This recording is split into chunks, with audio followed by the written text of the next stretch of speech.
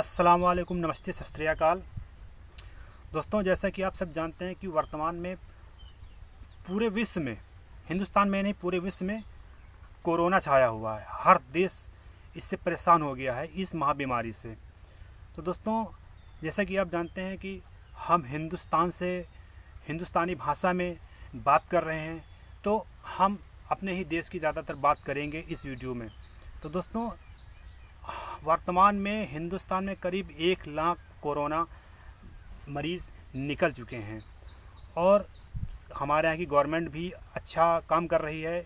इससे बचने के लिए लॉकडाउन लगा दिया गया है इसके लिए। तो दोस्तों, इसमें हमारा फ़र्ज़ बनता है कि हम लोग गवर्नमेंट की जितने भी इनकी स्कीमें हैं, जो भी कहा गया है गवर्नमेंट के माध्यम से, तो उनको हम फॉलो करें। अगर वो कह रहे हैं घर पे रहिए, तो हम घर पे रहें, ठीक है। और सबसे बड़ी बात कि इस बीमारी को लेकर हम लोग हिंदू मुस्लिम ना करें। कुछ अराजकता तो कह रहे हैं कि इस बीमारी को हिंदुस्तान में लाने का श्रेय मुस्लिमों का है, ये मुस्लिमों द्वारा फैलाया जा रहा है। कुछ मुस्लिम लोग कह रहे हैं कि नहीं, ये हिंदू साधु संतों लोग फैलाया जा रहा है। तो दोस्तों, इस बीमारी की लड़ाई हम लोग हिंदू मुस्लिम करके नहीं जीत सकते हैं। इस लड़ाई को हम लोगों को एक साथ होकर लड़ना है।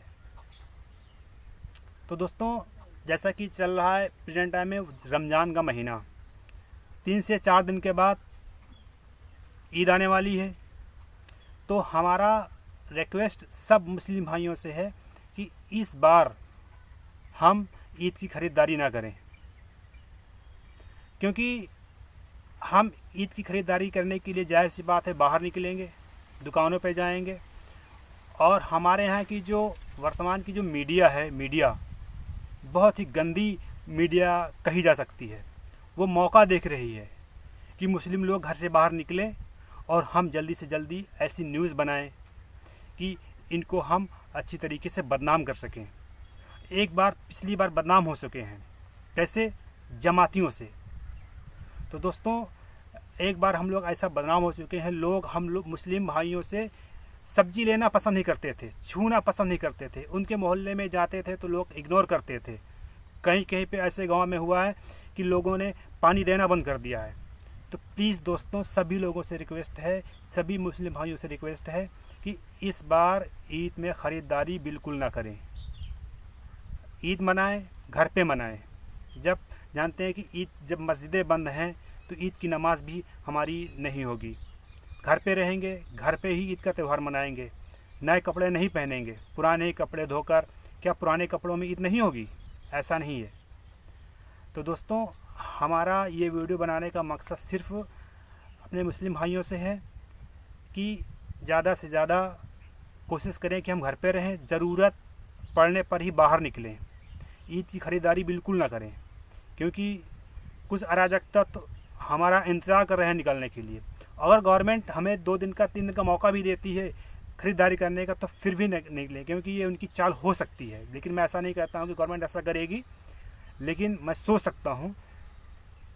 तो दोस्तों, प्लीज़ प्लीज़ प्लीज़, इस बार ईद हम लोग घर पे मनाएंगे।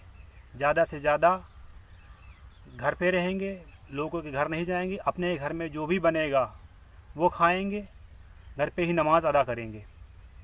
तो दोस्तों, ये वीडियो ज़्यादा से ज़्यादा शेयर करिए लोगों को, क्योंकि ये संदेश ज़्यादा से ज़्यादा लोगों के पास पहुंच सके। और अपने हिंदू भाइयों से भी रिक्वेस्ट है कि प्लीज़, कुछ ऐसे अराजक तत्व हैं, मुसलमान में भी हैं, हिंदुओं में भी हैं, उनसे दूरी बनाए रखें, क्योंकि उनका काम सिर्फ हिंदू और मुस्लिम करना है। तो दोस्तों, जब तक हमारा हिंदू और मुस्लिम एक नहीं होगा, तब तक हम कोरोना की लड़ाई नहीं जीत सकते हैं। तो दोस्तों, ये वीडियो बनाने का सिर्फ यही मकसद है कि हिंदू मुस्लिम ना करें, एक रहें। एक रहेंगे तभी हमारा भारत विश्व विजेता बन सकता है। Thank you for watching.